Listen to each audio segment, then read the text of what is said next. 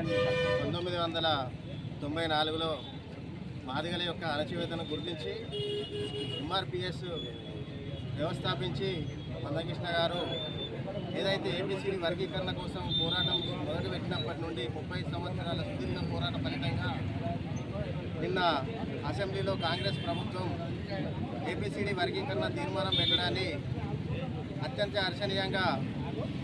మేము సంతోషం వ్యక్తం చేస్తున్నాం. అదేవిధంగా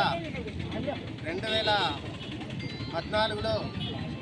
మాదిగలకు 12% రిజర్వేషన్ కావాలనే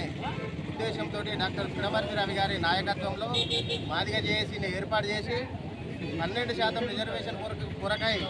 మాదిగ చేసి పదే పలుమార్లు పిటిషన్లు ఇస్తూ అనేక రంగమైన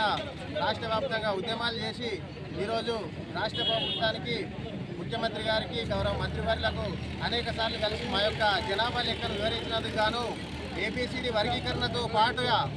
9% రిజర్వేషన్ ఇచ్చినందుకు ఆ ఉద్యమంలో నేను పిడమర్తి రవి నాయకత్వంలో 10 సంవత్సరాలుగా పాల్గొన్నందుకు నేను దీన్ని గర్విస్తున్నాను. అదేవిధంగా